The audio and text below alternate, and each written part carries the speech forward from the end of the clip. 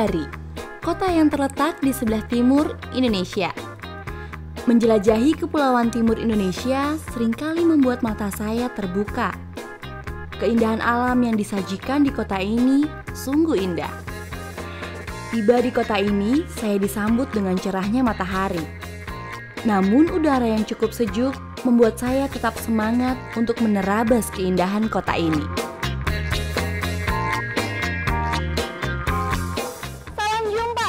Terabas, ketemu lagi dengan saya Maria dalam program Terabas, Tebaran Akses Tanpa Batas. Sebuah program yang mengangkat kisah-kisah inspiratif dibalutkan dengan teknologi dan informatika dari berbagai daerah di seluruh Nusantara. Pada kesempatan kali ini saya menyapa sahabat Terabas semuanya dari Jazirah Tenggara Pulau Sulawesi. Ya, Kota Kendari. Kota yang memiliki pemandangan indah ini sayang sekali jika tidak diimbangi dengan pengelolaan dan pengawasan lingkungan yang baik. Kali ini saya akan menemui sahabat inspiratif saya yang berkecimpung di dunia pengelolaan dan pengawasan lingkungan. Penasaran kan? Seperti apa sih kisah inspiratifnya? Yuk, ikuti saya terus ya!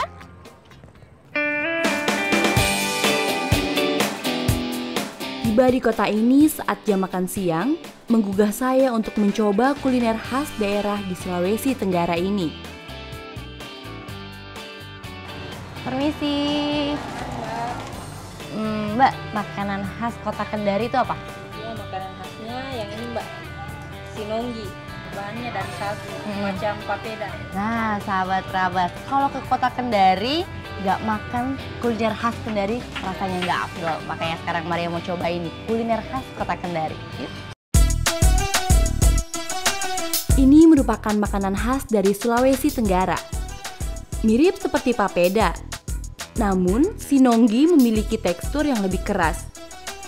Biasanya sinonggi disajikan dengan sayur bening dan pokea atau semacam kerang air tawar dan boiku atau siput rebus dan ikan palumara bumbu kuning. Rasa asam dari daun kedondong yang dominan dalam makanan menjadi ciri khas rasa kuliner Kota Kendari. Selain keindahan alamnya yang beragam, Indonesia juga memiliki cita rasa kuliner yang tidak kalah banyaknya. Ini kalau orang Kendari bilang mantap Ji. Kuah palumaranya itu asam, tapi asamnya bukan dari asam belimbing atau dari asam Jawa. Asamnya itu berasal dari kedondong. Nah, jadi seger-seger gimana gitu. Kalau siang-siang makan sinonggi ditambah palumara, mantap Ji.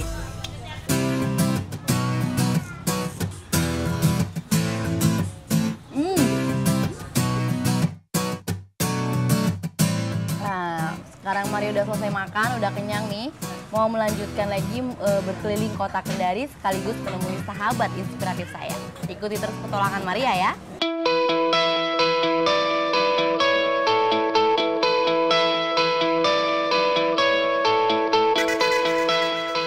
Di perjalanan menuju tempat sahabat inspiratif saya berada, saya menyempatkan diri untuk mampir di salah satu taman kota yang dilengkapi dengan fasilitas jaringan wifi secara gratis. Pepohonan yang rindang, udara yang segar, dan ditambah lagi terdapat fasilitas internet gratis. Tempat ini memberikan rasa nyaman untuk para pengunjungnya. Iya sahabat Terabas, ternyata di Taman Kota Kendari ini dilengkapi dengan layanan fasilitas free wifi. Nah, untuk membuktikannya nih, sekarang Maria mau tanya nih sama pengunjung di sini. Permisi Mas. Ya. Maaf, sorry. Boleh ganggu nggak nih? Boleh. Boleh lah ya, kenalan dulu kalau gitu. Oding. Oh Maria. Aco. Maria. Ini lagi pada ngapain Mas? Lagi online, lagi nyari tugas di internet. Soalnya kan di taman ini ada wifi-nya.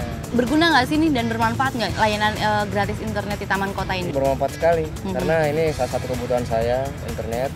Karena saya kan kuliah, jadi mungkin banyak tugas bisa dicari di internet. Gitu. Sahabat Terabas, ternyata bener nih di sini ada layanan gratis internetnya. Judulnya itu Taman Kota. Ya udah sekarang nih ada pengunjung lain. Maria mau tanya lagi sama pengunjung yang lainnya. Permisi. Kenalan dulu Mbak boleh? Maria. Ini kayak lagi pada main gadget nih ya? Iya. Pada ngapain sih nih di gadgetnya masing-masing? Lagi nge-browsing, Mbak. Oh, lagi nge-browsing ya? Cari-cari tugas, informasi sama download gitu. Sering ya ke ini mengunjungi taman kota ini? Iya, sering banget ke sini. Kenapa tuh? Ya karena di Kota Kendari ini kan, di taman kota ini bagus, tempatnya sering anak-anak muda berkumpul ke sini, mau jogging, mau ini online, dan salah satu paru-paru dari Kota Kendari juga di taman kota ini. Oke, karena banyak pohon-pohon tadi ya di sini, banyak tumbuh-tumbuhannya. Ya udah deh kalau gitu silakan dilanjutkan lagi ya. Terima kasih atas waktunya.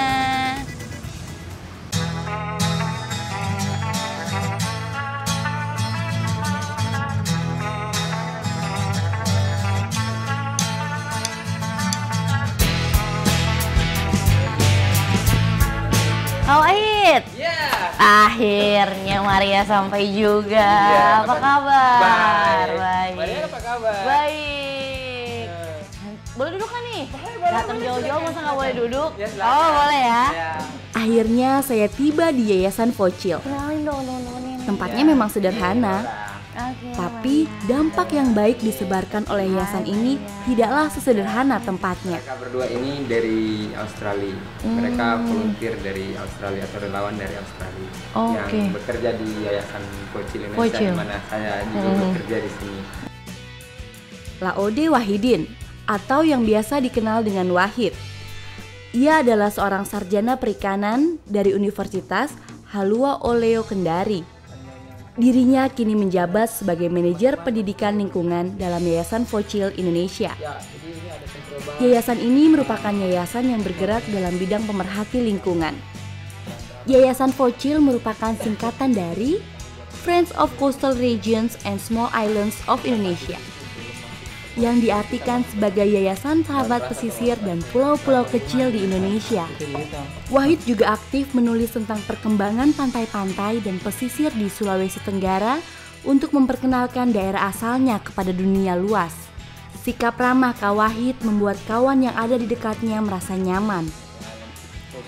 Terbukti dengan adanya 2 relawan Australia yang dengan tulus hati membantunya dalam setiap kegiatan yang diadakan oleh Focil dalam bidang pelestarian alam. Saya sempat dikenalkan dengan 2 relawan asing. Ya, Hes dan Laura. Melihat semangat dan ketulusan hati mereka sempat menimbulkan rasa malu di dalam diri saya. Mereka bukanlah penduduk asli negeri ini. Mereka bukanlah bangsa yang menjadikan merah putih sebagai sangsaka. Namun mereka mau turut melestarikan alam di tanah kelahiran bangsa Indonesia. Kak Wahid dengan Yayasan Focilnya berusaha mengajak seluruh warga masyarakat untuk lebih peduli dan memperhatikan kelestarian lingkungan. Focil berdiri sejak tahun 2005, tepatnya tanggal 10 Mei 2005. Dibentuk oleh anak-anak muda yang saat itu masih berada di kampus, dan mereka adalah senior-senior saya.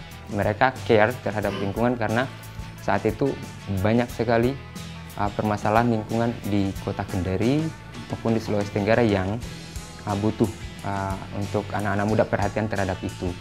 Banyaknya kerusakan terumbu karang, terus banyaknya mangrove yang ditebang untuk memenuhi kehidupan masyarakat pesisir, dan kurangnya penyadaran dan banyaknya ikan yang diambil di daerah karang dan merusak terumbu karang.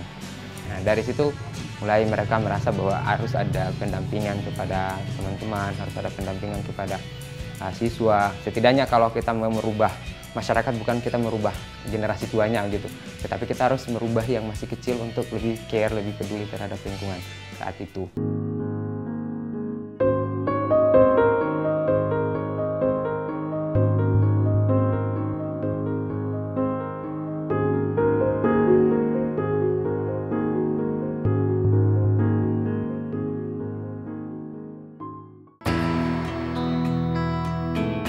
Dalam keterpencilan, mereka hidup dan berkembang secara bersahaja.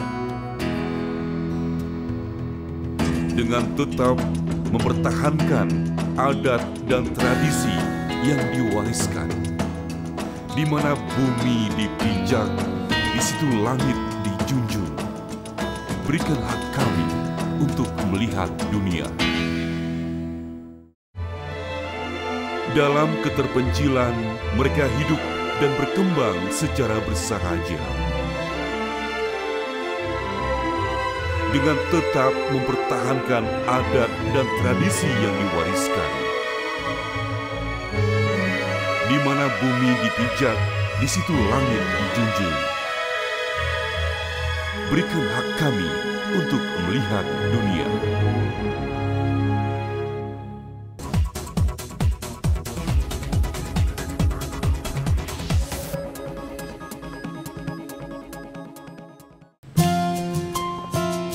Nah, habis ini kita kemana nih Kak Wahid? Kita ke sekolah boleh, terus ada persiapan juga kegiatannya teman-teman juga boleh. Oh, gitu.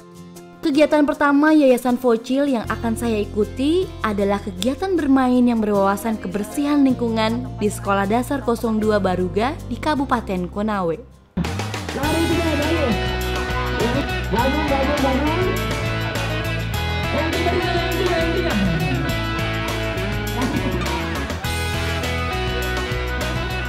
Ya sahabat Trabas, sekarang Maria berada di SD 2 Baruga Kota Kendari. Di sini bersama dengan anggota dari Vocil nih. Nah, mereka akan mengajarkan kepada anak-anak SD di sini untuk peduli terhadap lingkungan mereka, terutama lingkungan terdekat mereka yaitu rumah dan juga sekolah. Yuk, langsung aja kita lihat. Kalau yang ini 10.000. Kalau yang ini 15.000 deal ya. Benar ya? Sosialisasi ke sekolah-sekolah di Sulawesi Tenggara merupakan salah satu program yang dijalankan Yayasan Vocil. Kak Wahid terlihat sangat antusias mengenalkan pada anak-anak tentang praktik nyata pengelolaan lingkungan hidup. Sebenarnya sampah itu setiap hari kita punya. Ini Kak Maria, kita punya. Punya apa? Kita masukkan semuanya di dalam tong sampah. Tetapi kita tidak pernah lihat bahwa jenis sampahnya itu apa-apa saja. Betul enggak? Kami tidak tahu jelas bahwa untuk mengukur itu kan kita membutuhkan orang lain untuk mengukur. Tetapi antusiasme itu dilihat dari seberapa banyak orang yang pernah kami bekerja sama, orang yang pernah terlibat dalam kegiatan-kegiatan yang pernah kami lakukan. Untuk Kota Kendari, antusiasme anak-anak muda khususnya pihak sekolah kalau kita melakukan kegiatan di luar ruangan itu biasanya banyak. Memang di satu sisi kita punya masalah lingkungan, tetapi di sisi lain ada nilai-nilai positif di mana anak-anak mulai tertarik untuk mau peduli terhadap lingkungan dengan pendekatan-pendekatan yang kami lakukan di sana. Kegiatan-kegiatan yang kami lakukan itu adalah pertama kami mengorganize kegiatan outdoor activities. Kami mengajak lebih banyak lagi anak-anak dan guru mereka ke belajar bersama alam, belajar di sungai, di pesisir supaya mereka tertanam perasaan cinta kepada lingkungan dan mau melakukan hal-hal untuk menjaga lingkungan itu.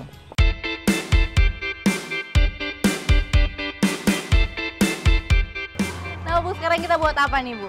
Kita akan membuat hiasan dinding, bisa digantung di jendela atau di jendela, kemudian bisa juga dijadikan horden.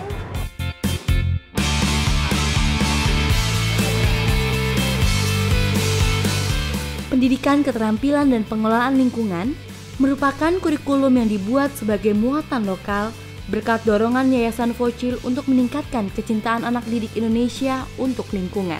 Anak-anak didik ini diajarkan untuk terampil dalam mengolah limbah menjadi bentuk-bentuk unik yang bisa digunakan untuk hiasan di sekolah atau bahkan dijual saat diselenggarakan pameran.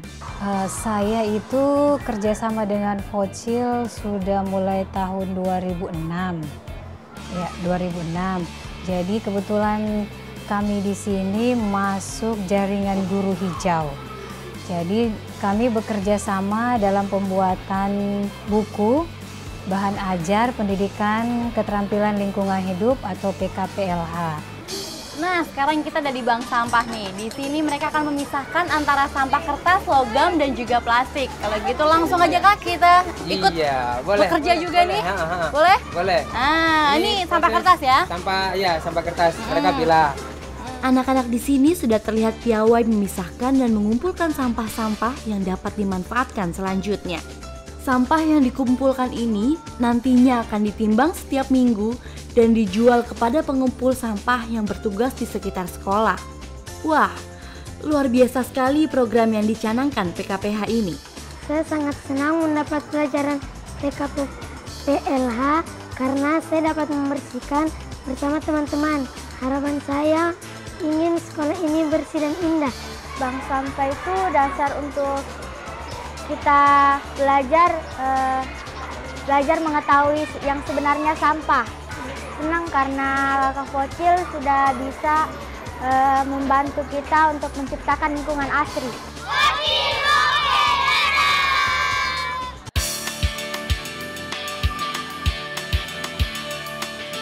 Setelah selesai berkegiatan di SD Baruga, Kak Wahid mengajak saya melihat kegiatan di sekolah lainnya. Selain sekolah dasar, kurikulum PKPH juga diperkenalkan terhadap siswa SMA di Sulawesi Tenggara. Anak-anak di sini diajarkan untuk bijaksana menggunakan air bersih.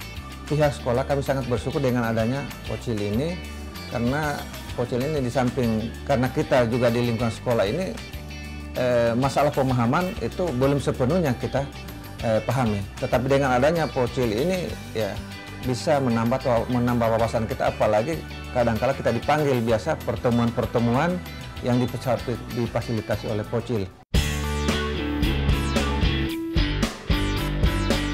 Kak Wahid dan Yayasan Focil tidak berhenti melakukan sosialisasi demi mencapai tujuan mereka bersama untuk menjaga kelestarian dengan mengelola lingkungan dengan baik. Tadi saya sangat terkesan sekali dengan kegiatan yang saya lakukan atau saya ikuti.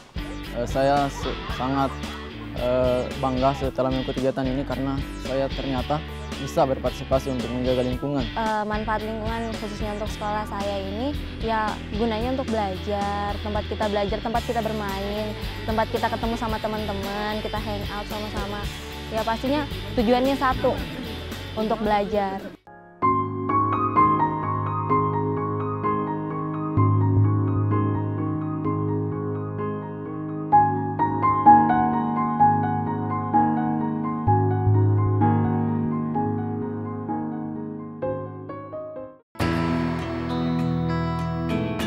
Dalam keterpencilan, mereka hidup dan berkembang secara bersahaja. Dengan tetap mempertahankan adat dan tradisi yang diwariskan. Di mana bumi dipijak, di situ langit dijunjung. Berikan hak kami untuk melihat dunia. Dalam keterpencilan, mereka hidup dan berkembang secara bersahaja. Dengan tetap mempertahankan adat dan tradisi yang diwariskan. Di mana bumi dipijak, di situ langit dijunjung. Berikan hak kami untuk melihat dunia.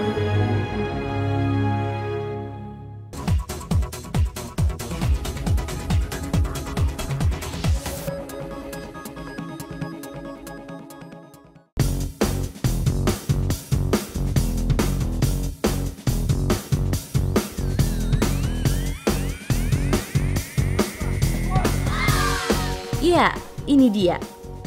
Kegiatan lain yang digerakkan oleh Yayasan Focil. Kak Wahid mengajak saya untuk mengikuti kegiatan di luar sekolah atau outdoor activity. Kegiatan ini dilakukan dengan melakukan observasi ke lingkungan sekitar. Iya sahabat Trabas, sekarang kita mau melakukan outdoor activity nih. Nah, ngomong-ngomong kita mau kemana nih Kak? Kita mau ke air terjun. Wow, air terjun. Nah, di sana kita ngapain? Dan hutan ya? Iya. Oke, ngapain di sana? Kita mau belajar tentang sungai dan belajar tentang hutan. Nah, adik-adik siap? Siap! Aduh, karena jawabannya udah semangat 45 nih, kita langsung berangkat aja Kak Wahid. Yuk! Ayo!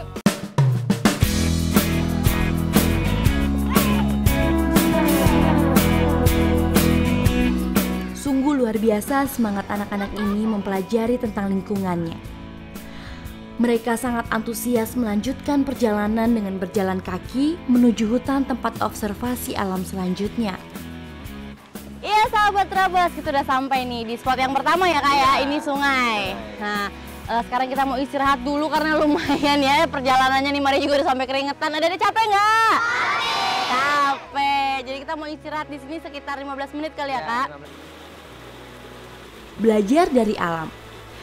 Ini adalah hal terbaik yang dapat dilakukan anak-anak Kendari untuk mengerti bagaimana sistem yang berjalan. Kali ini hutan Tahuran Nipa-Nipa menjadi salah satu tempat yang digunakan Kak Wahid untuk mengajarkan anak-anak ini mengerti tentang alam. Kalian rasa enggak tadi kalau ada yang pegang-pegang air begini? Dingin enggak? Dingin. Itulah bedanya antara kita membaca buku dengan praktek seperti ini. Oke. Teman-teman, aduh, kita lanjutkan perjalanan lagi nih Kak Wahid.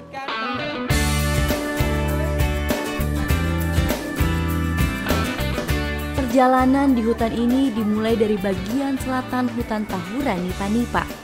Di hutan lindung ini, Kak Wahid mengajarkan pada anak-anak tentang ekosistem yang menduduki hutan, serta memberitahukan manfaat besar hutan yang sangat berpengaruh bagi keberlangsungan hidup manusia. Dengar semua ya. Permainannya adalah menemukan 4 warna batu yang berbeda.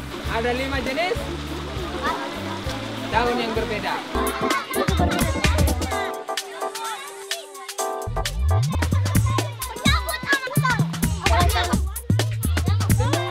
Nah, habis ini kita ngapain nih Kak Wahid? Habis ini kita menggambar alam. Menggambar alam? Iya, apa yang kita dapatkan selama di sini kita gambar. Jadi apa yang ada kita lihat di sini, itu yang kita gambar. Iya. Wah, kayaknya ini lebih seru lagi nih Kak Wahid ya. Iya. Langsung aja yuk. Ayo.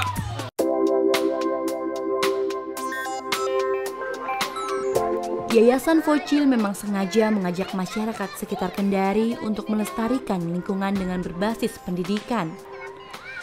Hal ini dilakukan untuk menanamkan rasa cinta terhadap lingkungan sejak dini. Sejak tadi, kegiatan Focil ini ditemani oleh salah satu volunteer yang berasal dari Canberra, Australia. Saya begitu kagum dengan kemauan Laura bekerja sebagai volunteer. Walaupun bukan sebagai warga asli Indonesia, keinginannya melihat kemajuan Indonesia amatlah tinggi. Malu rasanya bila sekarang saya tetap cuek dengan pelestarian alam Indonesia ini. So Focil is an environmental education organization. They're striving to teach the younger generations how to be aware of the environment and to look after it to try and ensure sustainable development and care for the future. Bioskop Bambu. Ini adalah kegiatan lain yang juga diselenggarakan Yayasan Focil untuk meningkatkan kesadaran anak-anak Kendari akan kecintaannya terhadap lingkungan sekitar. Anak-anak diajarkan untuk mengurangi penggunaan energi listrik yang tidak diperlukan, mengurangi penggunaan video game dengan menggantinya menjadi bermain bersama teman.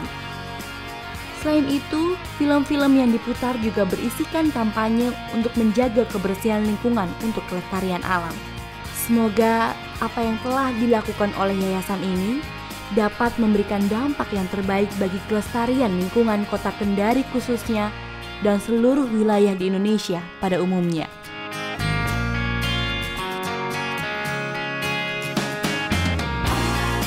Alam diyakini menjadi pusat keseharian yang mengikat, serta mengalirkan kehidupan di sepanjang masa. Menjaga dan merawat alam ini adalah tugas kita bersama sebagai penghuni alam ini. Inilah yang dilakukan oleh Wahid dan teman-temannya. Mereka berusaha untuk melestarikan alam dengan cara mensosialisasikan kepada masyarakat sekitar agar mereka lebih peduli terhadap lingkungan. Dan dari kota inilah Wahid berharap mampu menduniakan gerakan peduli lingkungan. Tak terasa ternyata sudah 30 menit saya menemani Anda semua. Saatnya Maria dan tim yang bertugas pamit undur diri. Sampai jumpa minggu depan dalam program Terabas di jam yang sama. Bye-bye!